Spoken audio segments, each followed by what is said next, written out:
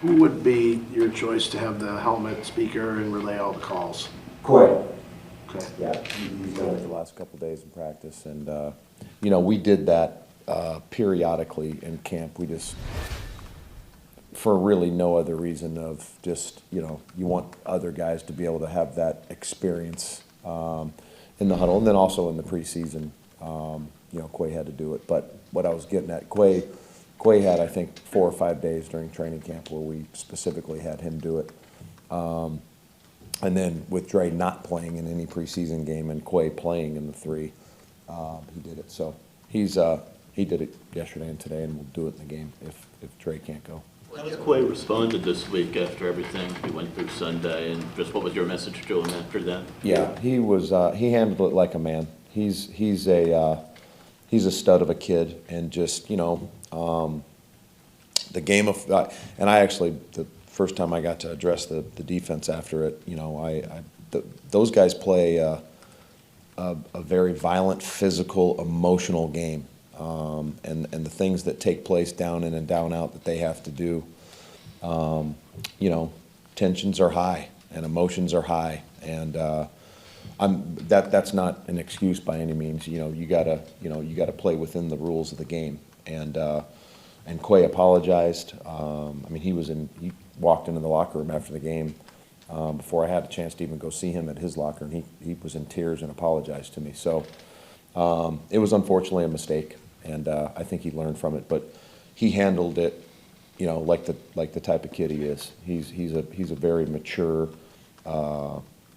passionate, strong kid, and he was hurt by it because bottom line, of course he was embarrassed, but he was hurt because he knew he hurt the team. So it was a hard lesson to learn, but I think he learned a lesson from it. What do you see from Detroit's offense? They're certainly not 1-6 because of that side of the ball. Yeah, they're definitely productive, obviously. All the stats. I think they lead the league in explosion plays. I talked last year with you guys, before we played them. I was with Jarrett for 4 years in L.A., and talented kid, was obviously the first overall pick in the draft his year. And he has some pieces. I think he really he has some pieces around him. Obviously, he has 2 really good running backs. Obviously, you guys know Jamal that was here, but I think him and Swift are 2 great backs. I think he has some receivers that are really good. St. Brown's a heck of a player. But what I was getting at, I think it all starts with that offensive line they have. I think they have a really, really good offensive line, probably the best offensive line that we've played against. So I think anytime as a quarterback that you have an offensive line like that, it starts with them. Is there something preferential about having an inside backer be the play caller or relayer? And along that lines, having a rookie do it against an offense that is complex and likes shots? Yeah. I think I'm answering your question in this. Over the years, it's usually a linebacker does it just because he kind of plays in the middle of the D line and the secondary. But we had years in LA. I know we had Eric Weddle do it one year, who was a safety. We had John Johnson do it one year, who was a safety. So I don't think it necessarily has to be a linebacker, but it's usually that's kind of the most conventional. But then, of course, when you have a kid playing, as a rookie, but like I said, we've gotten prep work with him through training camp, and then he actually did experience it, exclusively when he was, when he played in the preseason. So, I think anytime that you lose the quarterback and the captain of your defense, when we lost Dre, it hurts. It's not optimal, but I have all the faith in the world that Quay will do a great job. Hey, Joe, a big picture question for you. It seems like you guys have a lot of talent on your side of the ball. Why do you think the results through half a season have not matched up to that? Yeah, I think you could go. I think you can go in a number of different directions with that. But looking at us, me looking right in the mirror, I think it's just the consistency standpoint. I think we haven't definitely been as consistent as I hope we will be. You know, as I've sat up here and talked to you guys, I think we've played periods of games, quarters of games where we've played dominant, and then for whatever reason, it's fallen off. You know, I think, you know, Matt talks to us all the time, talks to the team all the time about complementary football. You know, I think that's evident. But specifically with us, we just got to find a way just to consistently put 60 minutes together, and we haven't done that yet. And it hasn't been one aspect of our game. It hasn't been one position. It's been something here, something there.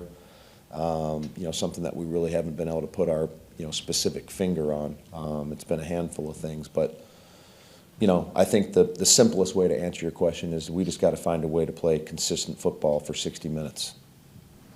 Along those lines, your run defense, you mentioned that your D-line is special. You love your outside linebackers. You've got the inside linebackers that you got. Why has that been kind of shoddy at times? You're kind of toward the bottom of the pack. Yeah, you know, I think, again, I think it's been, you know, if you get into the specific games, you know, I think the Redskin game, for example, the Commanders game, for example, you know, I think they had 38 runs. You know, I think 32 of them, we played dominant. We played really, really well. We had a breakdown here or there at different spots on 6 plays where, you know, they turned 6 runs into, you know, 70 yards. Every game is, you know, you can make that type of deal. Same thing in the Jet game. You know, they had 33 runs. Well, shoot, you know, 28 of them we played really, really well. We knocked the run out, but, you know, the other 4 or 5, you know, we missed a tackle here. We, you know, gave up the edge here, whatever it may be. You know, so I think bottom line, there's always been 1 or 2 little things here or there that's affected it. Joe, but isn't that the case for every defense though? Like, Oh, sure. Yeah. right? Like, Yeah, that's not exclusive to us, you know, I think. But definitely, I think when you're in games like we've been in, when the opportunity for them to run the ball more, you know, obviously, you know, if they get, you know, more shots on goal, you know, they get more run attempts. You know, obviously the consistency, again, as I said, hasn't been there. So when you look at your defense as a whole, so you're what, like, I think you're 29th against the run, but you're 2nd against the pass. Like, do you feel like there's that big of a disparity between how good you guys are defensively against the pass versus where you're at against the run? Oh, well, I mean, it doesn't matter what I think or what I feel. I mean, we have not played the run good enough. I mean, that's been obvious.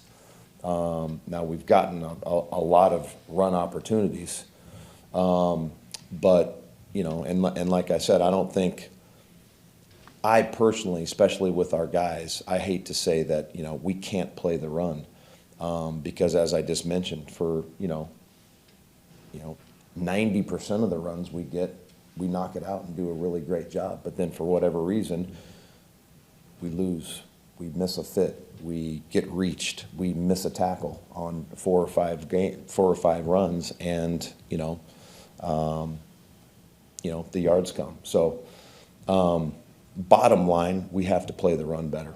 Bottom line, no matter what type of game we're in, if we're in those situations where teams are going to run the ball against us, we got to stop it. We got to find ways to bow up and stop it. We got to tackle whatever it takes for us to put our part into playing complementary football. And if that means, you know, stopping the run 33, 35, 38 times, whatever, we have to find a way to do that.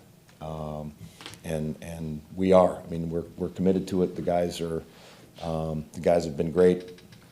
I tell you guys this every week. When I stand here on Thursday, coming off the field from Thursday practice, we've had 2 phenomenal days of practice. So the guys are in a great place. They're working hard, but now we just got to go do it. We got to consistently do it for 4 quarters. How do you get Savage's tackling straightened out? I mean, I'm not sure what he should have done to Buffalo on Allen's keeper, but to run past with an elbow seems probably not the way that you taught it. No, it's, you know, and I think that is, again, we've had in this room, me with you guys, we've had a lot of conversations about, today's tackling and, how you do it, how you teach it, how you rep it. Because again, you don't get a lot of opportunities to do it except when it's full speed, when it counts on Sundays. So, again, all we've done, we did it. We went back to the drawing board on Wednesday and individual, and every position group did individual tackling drills. We did the same thing today. But I think the biggest thing that you have to do is that you just have to stay consistent with it. You have to preach it. You have to talk about your technique. You have to talk about your eyes. You have to talk about, bending your knees, all those things, keeping proper leverage.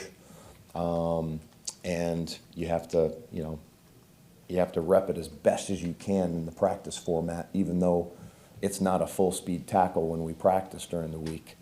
But I promise you, we worked on it, and have been working on it. So we just have to get back to being consistent tacklers all the time.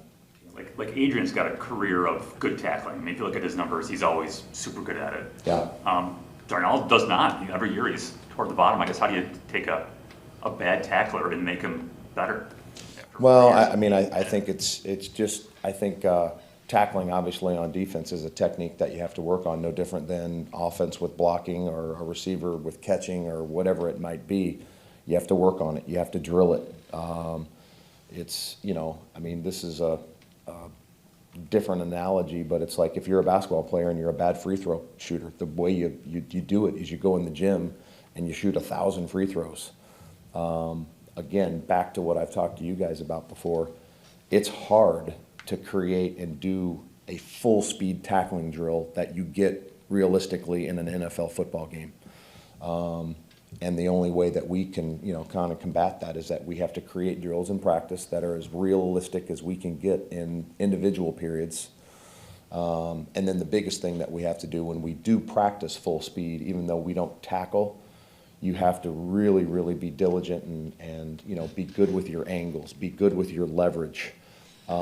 We talk about mentally simulating a tackle because we physically can't do it until it happens live on game day. So it's just something we constantly preach and we constantly work on. And Darnell, he put the work in this week. I promise you on that on Wednesday and Thursday. But just something we have to keep preaching and keep working. Why not use him more in coverage, like a man coverage? Coming down.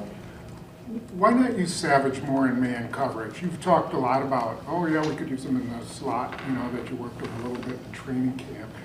Isn't that more of a Are you talking about using him as a safety in man coverage or as a nickel corner? as a nickel corner? Well, if you put him at nickel corner, you have to put someone else in at safety. He's our starting safety, so. Couldn't Douglas do it? I mean, he seems to be, every time Play he's safety? facing the quarterback, he seems to make a Yeah. lot of big plays. Yeah, those are things, Rasul plays corner, he plays nickel. We haven't thought about playing Rasul at safety, but I think Darnell Savage would be an unbelievable nickel, and we've repped him there at times over the years. But in order to do that, if you're going to move him to the nickel corner position, you got to feel comfortable with putting someone in at safety. So. I definitely, absolutely think Darnell has the skill set to do that. There's no doubt about it. He can play safety, man or zone. He can play nickel, man or zone. He definitely is able to do that. It's just we haven't been able to get to some of those things with moving him specifically to the nickel corner position.